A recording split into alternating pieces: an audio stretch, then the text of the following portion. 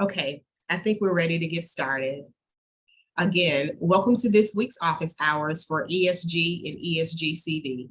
My name is LaQuantia Goodman, and I am today's moderator. If you are just joining us, please go to the chat and introduce yourself with your name and the region you represent. As a reminder, this office hours session is being recorded for public record. Office hours recordings are on the California ESGCD Past Trainings webpage. A copy of the slide deck and recording will also be emailed to you. Next slide. How to ask a question. All questions should be submitted in the chat box. Please type your organization and question into the chat box. The team will read questions out loud at the end of the presentation and will provide answers, if possible, throughout the presentation. All questions and answers entered in the chat box will be recorded as part of the public record. Alongside our presenters, we also have several HCD staff, including ESG representatives, ESGCD grant administrators, and other consultants who are able to answer questions during the question and answer session. Next slide. Today's office hours agenda. Today's session includes the following: ESG and ESGCD updates and resources, office hours updates, upcoming trainings, ESG and ESGCD question and answer, and today's Spotlight Series presentation, Invoice Review Clinic. Next slide. I'll now pass to Connie for our ESG updates. Thank you. Good morning, everybody. So just a reminder that we'll be issuing a one-time homelessness prevention NOFA in September. This funding comes from Disencumbered 2020 funds. We have about $1.7 million to put in this NOFA. It will be HP, or homelessness prevention, will be the only activity offered under this NOFA. It will be over the counter. So first in, if it's approved, your application's approved, it has everything in place, you'll be awarded, and we will get a contract out to you right away. Applicants must have approved homelessness prevention policies and procedures, and that's approved by HCD. If you do not have approved policies and procedures for this program and you're interested in applying in September, please reach out to us as soon as possible so we can answer any questions you may have as far as helping you, as far as what those should look like. So if you can come in September with a draft, however, you will be pulled out of the over-the-counter line until those are approved, and then you'll be put back in line. So just kind of keep that in mind, and that we are here if you want to talk to us about that. Note from the application will be issued in September, and these funds do expire the following year, September 7th of 2024. Next slide, please.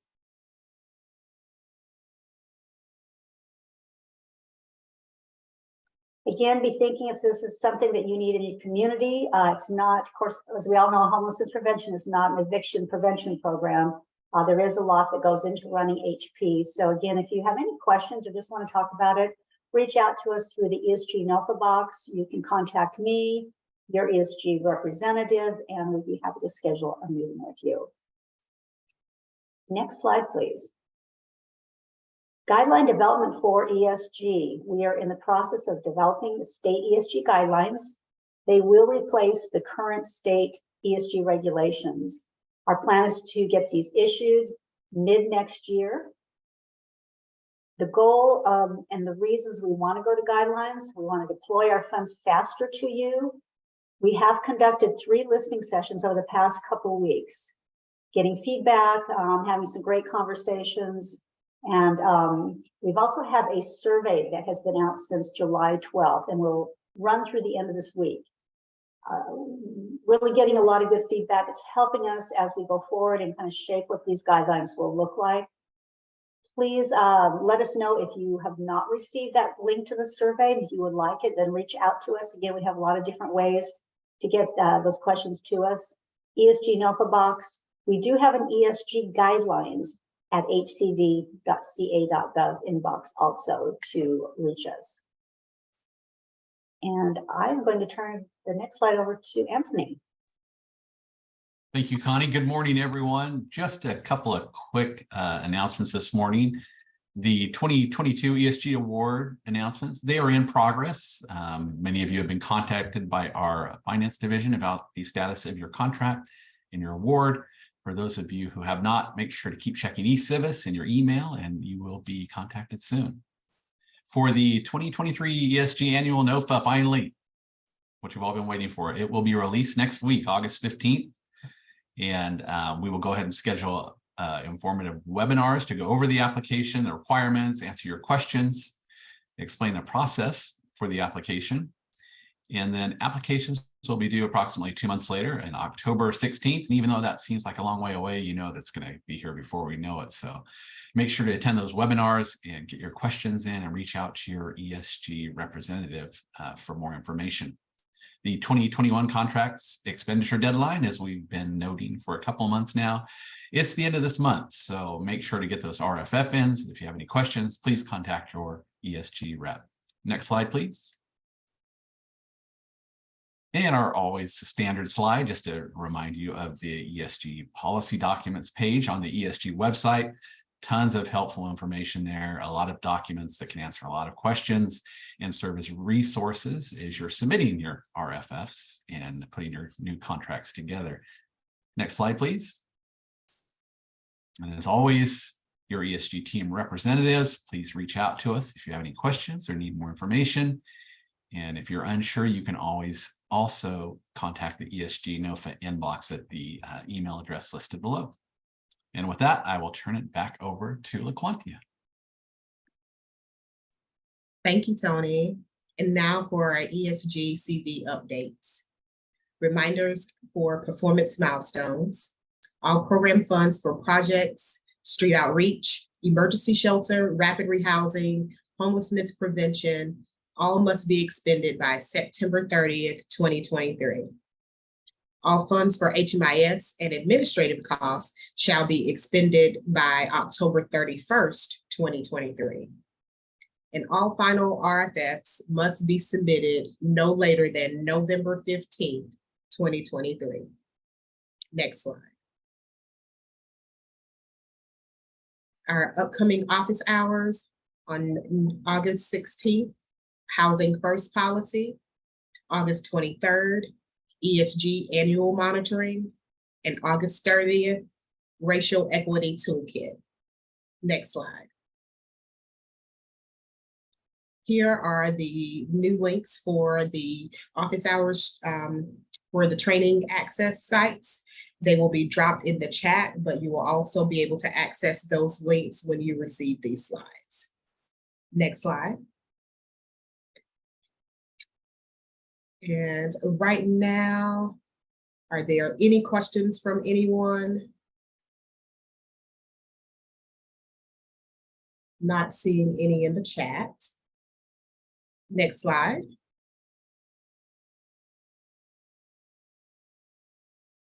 If you have any future questions, or feel free to contact your annual ESG representative or reach out to ESG NOFA at hcd.ca.gov or reach out to your ESG CV grant administrator. Next slide. We'll now turn it over to Shavana and Sarah for our invoice review clinic. Thank you, LaQuantia. As LaQuantia mentioned, my name is Shavana McCaleb, and I am a grant administrator for ESG CV. And now I will turn it over to the other presenter to introduce herself. Good morning, everyone. My name is Sarah Theobald. I am the ESG program manager. Thank you, Shavana. You're welcome. Next slide, please. So as ESG comes to a close, we want to ensure that the final RFFs that are approved they are approved in a timely manner. And so in a way to do that and to reduce or minimize any of the corrections, we're going to review how to submit an RFF and the supporting documentation that goes with that. So on your first slide, what does an invoice look like? So this is, as you know, this is your request for funds. This is what it looks like. Your current draw number must always be completed. Your contract number does not change, so that will stay the same. Your reporting period. Your reporting period, this is important to note that your reporting period is always going to be the first expenditure that you are reporting on and the very last expenditure that you are reporting on.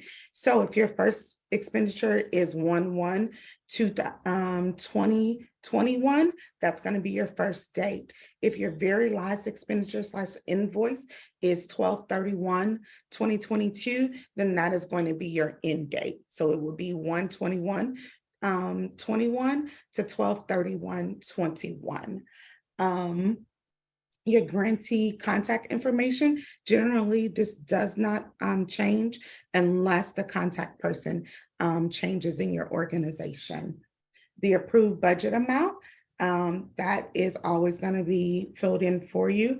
I just want to plug in that if for some reason you have did a budget revision, then you want to make sure that what you have changed on your RFF also matches what is in eCivis. And then the person who is the authorized signer is going to type their name and their date and the date of which they are submitting.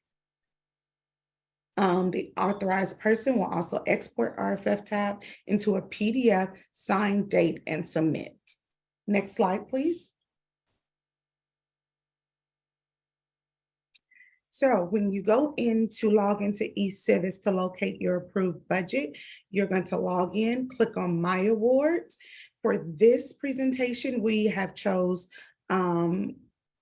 where you see the ESG tribal set aside. However, for other ESG CV communities, as well as the annual ESG, your tab is going to look different. Once you then click on your tab, you're going to click on View Budget and look at your previous financial request to see your previous drawdown total. Next slide, please. It is very important to know if you have indirect in your budget, you will need to total both indirect and direct costs for their budget amount. Next slide, please.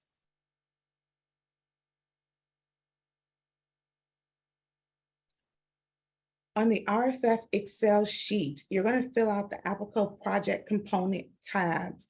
And so you're going to complete all information under each project tab that you are asking to be reimbursed for. So if you are asking to be reimbursed for street outreach, rapid rehousing, and HMIS, those are the tabs in which you are going to complete. And you are going to roll up all eligible expenditures as one line item for each eligible activity. You are going to verify each project component total. So once you put all your information in each project component tab total, you're going to want to make sure that the total that you have on each one of those tabs matches the first total on the RFF for funds tab total, and that is going to be the FOS tab. I also want to mention for column 5, it is very important that you do a detailed description. So if you are submitting, let's say for case management, and you are submitting for 3 of your subs, you need to break it out in line 5. So let's say if you have case management or engagement for new behavior as one of your subs, you need to put new behavior, employee salary / benefits, whatever you're asking for, and the amount. You then also want to do your next sub in that same line description the same way, and then you're going to total it on ESG CV line column 6. Next slide. And so I kind of just touched on this a little bit. Your program component columns, your budget component, you are not going to change. The cost type, you're going to enter direct cost type space. for indirects are provided at the bottom. So if you have indirect in your budget, you're going to put your direct costs at the top, and then your indirect will go at the bottom. The activities column does not change. And then for the period, paid billing periods, this is important because in this column, again, let's say this is going to be, so if you're reporting for salary, let's say salary again, what reporting period is it for that salary? So let's say you are reporting for May through June salary. So you're going to put that first reporting period in June, but keep in mind, column 4, that pay period must be within your same reporting period. Next item is line, provide a detailed description, just went over that. And then for the ESG CV amount requested, enter the total invoiced amount for all expenditures being requested for reimbursements. Next slide, please.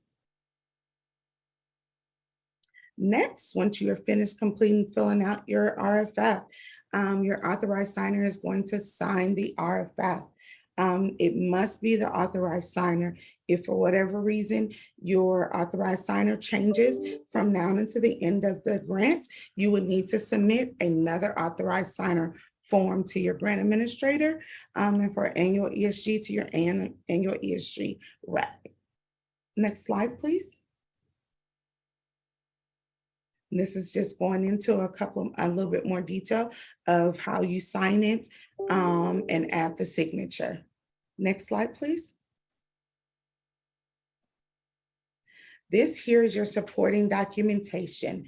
Grantees will provide supporting documentation expenses listed on one single line item of the grantee's choice for each funding component with expenditures.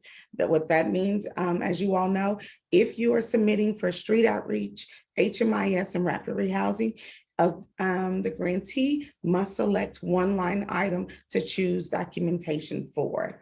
Entering the reporting period date range that is on the RFF Excel. So again, that reporting period is going to be what is on the first tab of the request for funds RFF.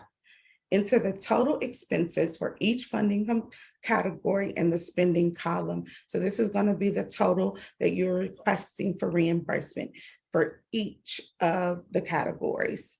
Next slide, please. On this side, supporting documentation is continued. You're going to enter a brief narrative such as RFF 15, your reporting period date is submitted with backup documentation, just something brief. Then you're going to upload your RFF Excel sheet along with all the supporting documentation for one line item per category that you are asking to be reimbursed. Once you have done all of that, you will click Submit Report. Next slide, please. And now I will turn it over to Sarah.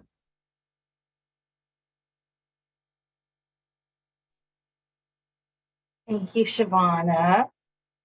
So we're going to go over some financial documentation requirements. So ESG and ESG CV subrecipients and sub-subrecipients are required to maintain sufficient source documentation for all costs charged to ESG and the ESG CV program. So in order to be reimbursed for ESG CV activities, subrecipients are required to submit samples of backup documentation with their reimbursement request for detailed guidance. ESG CV subrecipients refer to the RFF workflow for subrecipients, and ESG subrecipients can reach out to the annual representative for additional questions. I can touch on the annual ESG. No supporting documentation is allowed to be uploaded within the eCivis system. It must be uploaded within the secure SharePoint site. That is per the contract that we actually have with eCivis. Next slide, please.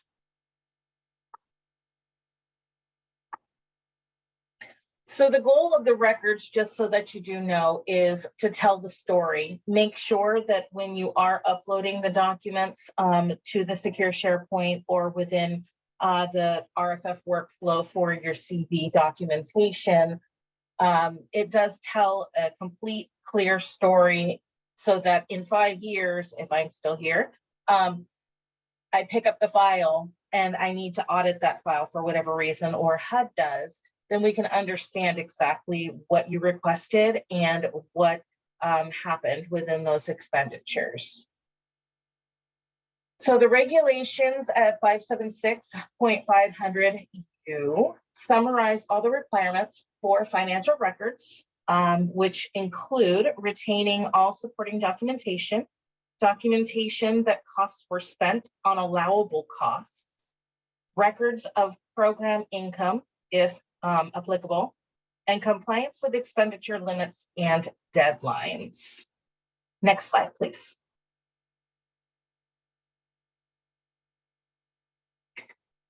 Two CFR Part 200 outlines the requirements for maintaining adequate financial source documentation.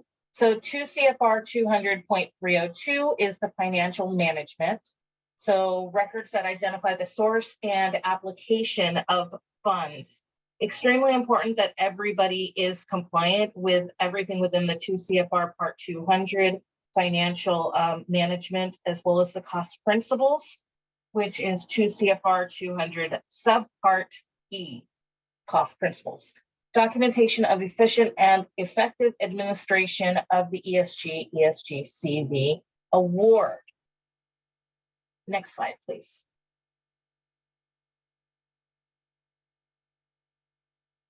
So what does all that mean? Documentation standards. So what was the cost that was itemized? What did you do? When did you do it? How did you choose to do it? Who did you spend the funds on? Was it actually acceptable and allowable under the ESG regulations? Extremely important. Once again, you want to make sure that you tell that entire story. So anyone that comes into the program that is going to have to review these documents at a later date can fully understand exactly what you were requesting and what you paid for. Next slide, please. So for street outreach, some examples of supporting documentation, and you can see some of the screenshots that I believe LaQuantia had put in there. Thank you, LaQuantia. These purchase payment requests and receipts. So some examples of the supporting documentation would be receipts such as gas, small purchases. We'd have the procurement, so such as a vehicle lease, mileage documentation, where did the vehicle go, when, why, timesheets, payroll, and pay stubs.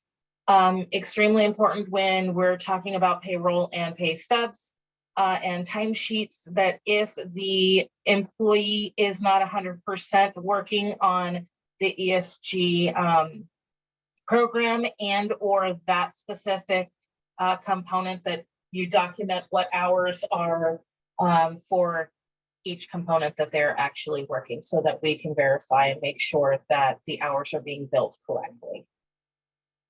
Next slide, please. And here's a poll. Do you want to do the poll, Shavana, or do you want me to do the poll? Sorry. I don't mind. Okay. So let's test your knowledge, and I know for certain you all will get this right. An ESG subrecipient purchased a vehicle for their street outreach program to transport program participants. What type of backup documentation is not necessary in the program file? Procurement selection process, documentation that drivers are paid by ESG CV funds, documentation of use of car, or not sure.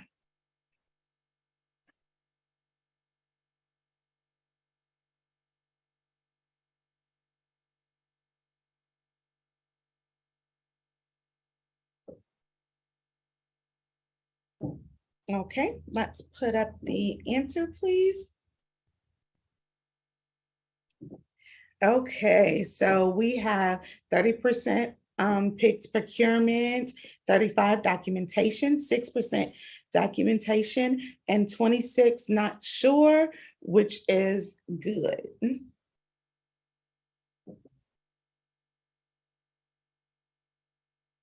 Next slide, please.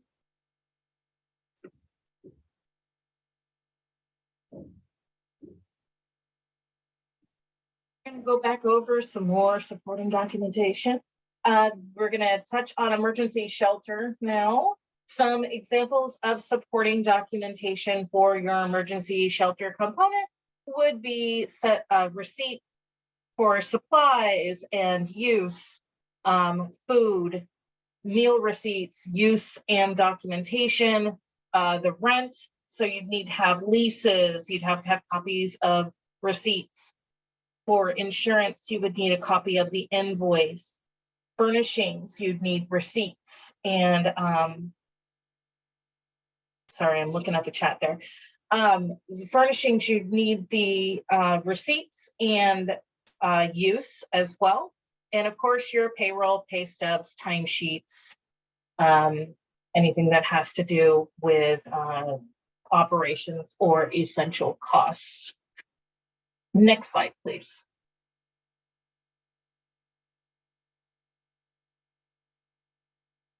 So next, we're going to go into rapid rehousing and homeless prevention. Some examples of supporting documentation for both would be under rental assistance, anything that's associated with a client. So that is a direct cost. There's storage and moving fees, so that's associated with a client as well. Service fees, so that would be receipts associated with the client, and then of course your payroll and pay stubs. Remember, when it comes to the rental assistance, you must have all of the documentation that is listed on that client file checklist. So I'm going to plug those again. They are on our ESG website under the resources tab. Please make sure that you are using those with every one of your clients so that you can ensure that all of the documentation that is needed is actually within each client file. So next, we're going to go into another poll. Let's see. So in ESG, Hey, Sarah. Yes. I'm sorry, before you jump onto that one, can you tell everyone what was the correct answer for the previous poll? Oh, yes. Thank you. It was actually B, which was documentation that the drivers are paid by ESG / ESG CV funds.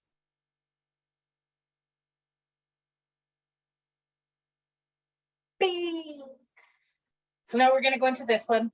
So an ESG CV rapid rehousing program moved a participant into a new unit, paying the security deposit, the first month's rent, and utility deposit. What type of backup documentation must be in the file? Is it rental assistance agreement, documentation of payment made to the landlord, documentation that payment was reasonable, or all of the above?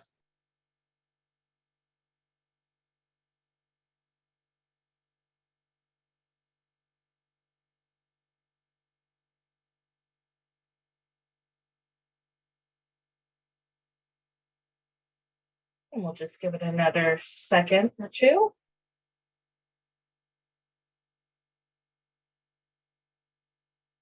All right, let's see the results. So we have 2% of people that say rental assistance agreement, 4% that say documentation of payment made to landlord. Nobody said documentation of payment was reasonable, but 94% said all of the above. The correct answer, all of the above. You guys are doing fantastic. Next slide, please.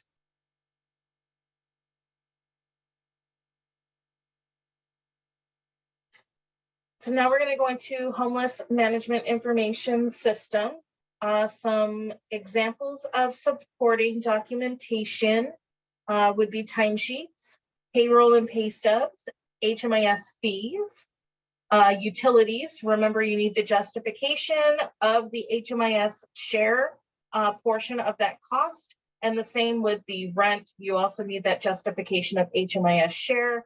So towards the right, you'll see that there is an invoice there that does show what is actually being billed for the HMIS.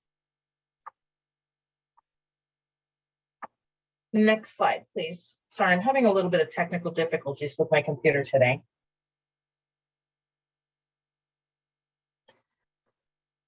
Finally, we're going to go into administration.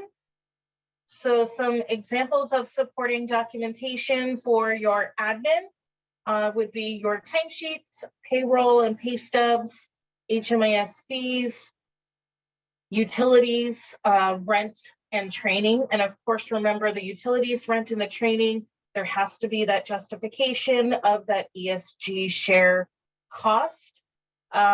Remember, all of the list of the client file documents are on our ESG webpage. I just saw somebody pop a question into the chat about that. If you go onto our website, we'll plug the link again, and you go to the resources tab. Client file checklist will list all of the documents that you will need within each component, with the exception of the HMIS and administration. I am going to plug again the ESG subrecipient program manual. Please, if you have not read it yet, go onto our webpage and read through that program manual as well. Next slide, please. So now we have another poll. Shavana, do you want to do this one? Absolutely.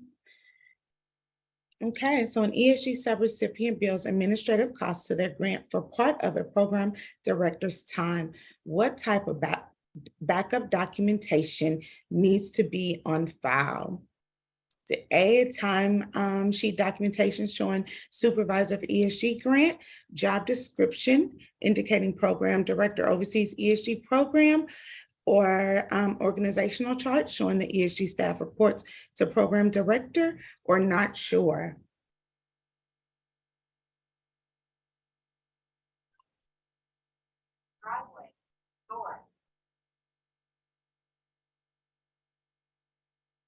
Okay, so if we can put up the polls, please. Okay, we have majority as 81% for A. As Sarah said, you all are doing an awesome job. That is what's needed. It is A, timesheet documentation. Sarah, I'll turn it back over to you. All right. So next slide.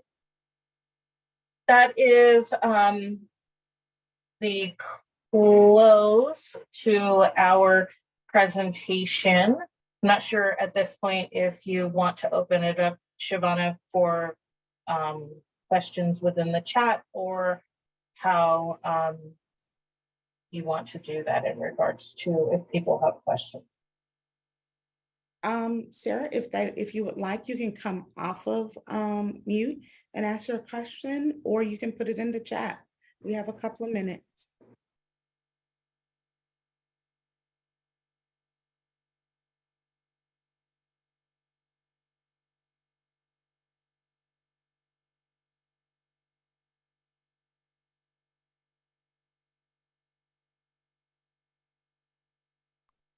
And so you all are pros at this point. So I'm assuming that's why we don't have any questions. And you're ready for ESG-CV closeout, those RFFs to start rolling in, and for them to continue rolling in for annual. I do see one question just popped up. Is the RFF workflow for subrecipient link in another manual? when I typed in RFF workflow, it did not populate. And so we have that. And one of the things that we can do is when we send out the office hours PowerPoint, we can attach it to that email for you. Or Erin's on it. Thanks, Erin. She just I put was it in the gonna chat. say, Erin just dropped it in the chat. Thanks, Erin.